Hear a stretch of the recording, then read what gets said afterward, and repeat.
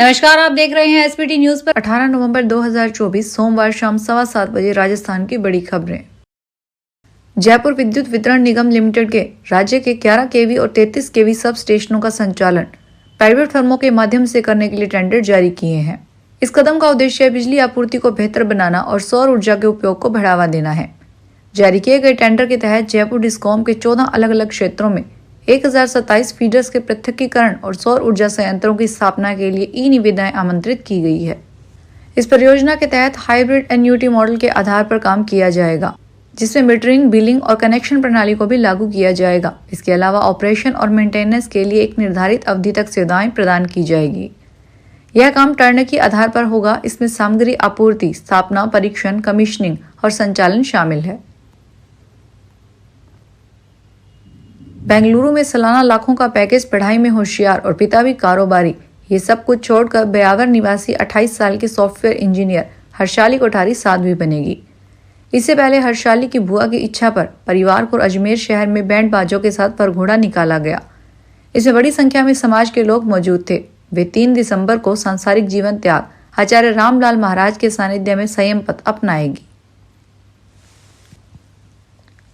GST counselling की अगली बैठक की तारीख और स्थान तय हो गए हैं। यह महत्वपूर्ण बैठक 21 और 22 दिसंबर को राजस्थान के जैसलमेर में आयोजित की जाएगी। माना जा रहा है कि इस बैठक में कई अहम मुद्दों पर चर्चा हो सकती है, जिसमें जीएसटी दरों से जुड़ी संभावित बदलाव और कर रियायतें शामिल है।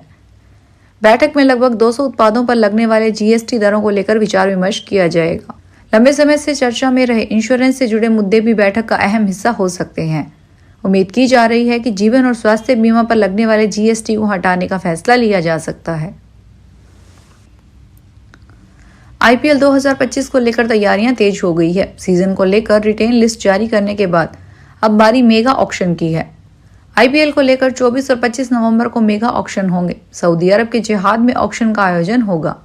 इसके लिए कुल 1574 खिलाड़ियों ने अपना नाम रजिस्टर किया है, जिसमें राजस्थान के 13 खिलाड़ी भी नीलामी की सूची में शामिल है, जिसमें महिपाल लोमरोर, खलील अहमद, राहुल चाहर के नाम की सूची में है।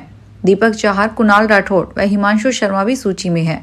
दीपक हुड्डा, कमलेश नागरकोटी, अभिजीत तोमर, अशोक शर्मा व चेतन शर्मा के नाम भी सूची में है। वहीं विशाल गुदारा व शुभम गढ़वाल पर भी बोली लग सकती है। उच्चतम न्यायालय ने राष्ट्रपति द्रौपदी मुर्मू के सचिव को सोमवार को निर्देश दिया कि वह 1995 में पंजाब के तत्कालीन मुख्यमंत्री बेअंत सिंह मामले में सजा पाए बलवंत सिंह साजोआना से संबंधित दया याचिका को 2 हफ्ते के भीतर फैसला करने के अनुरोध में राष्ट्रपति के समक्ष पेश करे।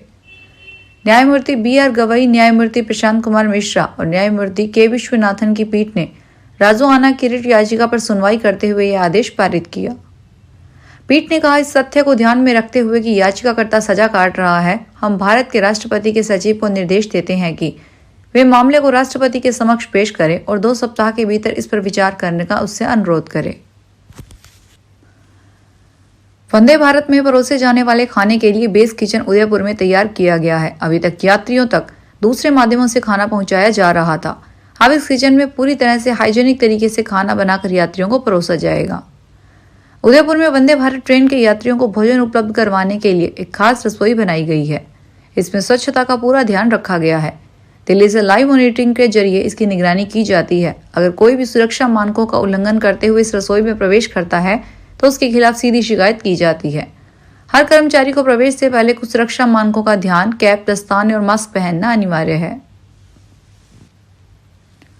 हरियाणा में घनी धुंध के बीच हिसार और कैथल में 13 गाड़ियां आपस में टकरा गई। इसमें हरियाणा रोडवेज की एसी बस भी शामिल है। हिसार में गाड़ियां भिड़ने की वजह से बस, कारों में सवार लोग बाल बाल बचे।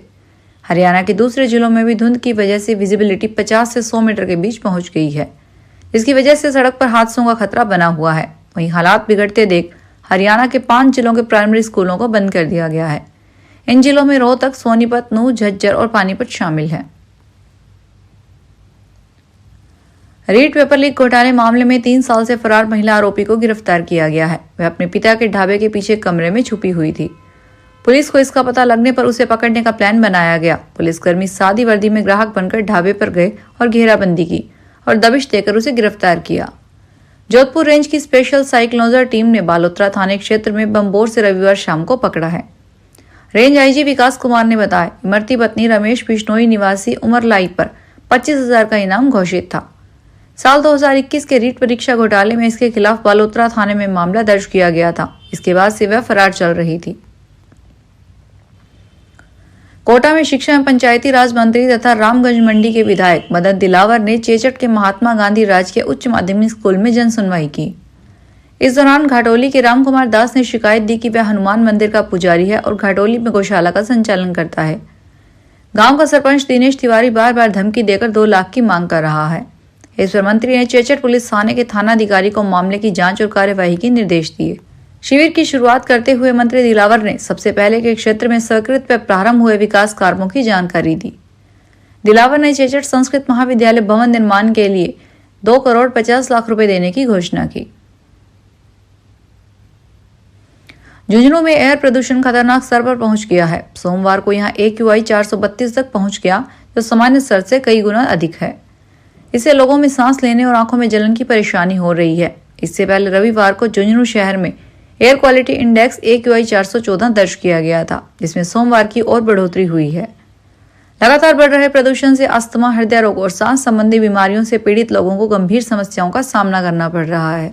स्थिति को देखते हुए सोमवार को जिला कलेक्टर रामावतार मीना ने अधिकारियों की बैठक बुलाई और प्रदूषण कम करने के लिए आवश्यक दिशा निर्देश जारी किए। उन्होंने कहा कि अस्थमा और गंभीर बीमारियों से पीड़ित लोग मास्क का उपयोग करें। जैसलमेर जिले में प्रवासी गिद्धों की आवक शुरू हो गई है। जिले में कई जगहों पर गिद्धों ने अपना डेरा डाल लिया है। ये पक्षी अब करीब 4 महीने तक जिले में प्रवास करेंगे। 4 महीने के बाद गर्मी के मौसम की शुरुआत के साथ ही वापस लौट जाएंगे। जिले के धोलिया, बादरिया गांवों की ओरण के साथ जैसलमेर के राष्ट्रीय मरु उद्यान व फतेहगढ़ के देगराय ओरण में गिद्ध नजर आए हैं। वन्यजीव प्रेमी राधेश्याम पेमानी ने बताया, हिमालयन ग्रिफॉन गिद्ध के साथ ही यूरेशियन ग्रिफॉन व सिनेरेसिस वल्चर प्रजाति के गिद्धों ने जिले का रुख कर लिया है। अब तक 200 से ज्यादा गिद्ध यहां पहुंच चुके हैं और इनका आना लगातार जारी रहेगा। इसमें हिमालयन ग्रिफॉन प्रवासी गिद्ध हैं जो सर्दी के मौसम में भोजन की तलाश में यहां पहुंचते हैं। समान पात्रता परीक्षा स्नातक स्तर की परीक्षा की आंसर की को अब इंतजार खत्म हो गया है। अब आंसर की 20 नवंबर को जारी कर दी जाएगी। इसकी जानकारी राजस्थान कर्मचारी चयन बोर्ड अध्यक्ष आलोक राज ने दी है। बोर्ड अध्यक्ष आलोक राज ने सोशल मीडिया एक्स पर पोस्ट कर बताया कि CET ग्रेजुएशन परीक्षा की आंसर की 20 नवंबर को जारी कर दी जाएगी। CET स्नातक स्तर की परीक्षा 27 व 28 सितंबर को हुई। इस परीक्षा में लाखों परीक्षार्थी बैठे थे। टोंक जिले के बीसलपुर गलवा टोरडी सागर के बाद चौथे सबसे बड़े माशी बांध से सोमवार को विधिवत पूजा अर्चना के बाद मोरी के वाल्व खोलकर नहर में पानी छोड़ा गया। इससे क्षेत्र के किसानों में खुशी की लहर दौड़ गई। इस दौरान मौजूद किसानों ने भगवान देव नारायण के जयकारे लगाए। इस बांध से करीब 7,000 हेक्टेयर जमीन की फसलों को सिंचाई की पानी मिलेगा और 30,000 किसान लाभान्वित होंगे। इस बार प्याज उत्पादक किसानों की किस्मत चमक गई है। आपको बता दें कि अलवर प्याज उत्पादन में अग्रणी है। ऐसे में प्याज यहां के किसानों के लिए मोटे मुनाफे का सौदा साबित हुआ है। प्याज की भरपूर फसल ने किसानों के हालात ही बदल दिए हैं। शनिवार को मंडी की छुट्टी के चलते रविवार से सोमवार आज सुबह 1 लाख से अधिक प्याज के कट्टे मंडी में पहुंच गए हैं। प्याज की आवक का सिलसिला देर रात तक बना रहा। आपकी जानकारी के लिए बता दें कि यह स्थिति हो गई है कि मंडी में इतनी बड़ी संख्या में प्याज के कट्टे और उन्हें लाने वाले वाहनों के कारण भीषण जाम लग गया, जो देर रात तक बना रहा। इस जाम में एक एम्बुलेंस भी फंस गई, जिससे मरीज को परेशानी का सामना करना पड़ा। दिल्ली में जबरदस्त प्रदूषण का असर अब हवाई सेवाओं पर भी देखने को मिलने लगा है। लो विजिबिलिटी के चलते दिल्ली एयरपोर्ट पर फ्लाइट्स को लैंडिंग में समस्याओं का सामना करना पड़ रहा है। अब तक दिल्ली आने वाली 8 फ्लाइट्स को जयपुर डाइवर्ट किया गया है। इसमें एक इंटरनेशनल और 7 घरेलू फ्लाइट्स शामिल हैं। ये flights Delhi air traffic control से अनुमति मिलने के बाद दिल्ली आ सकेगी।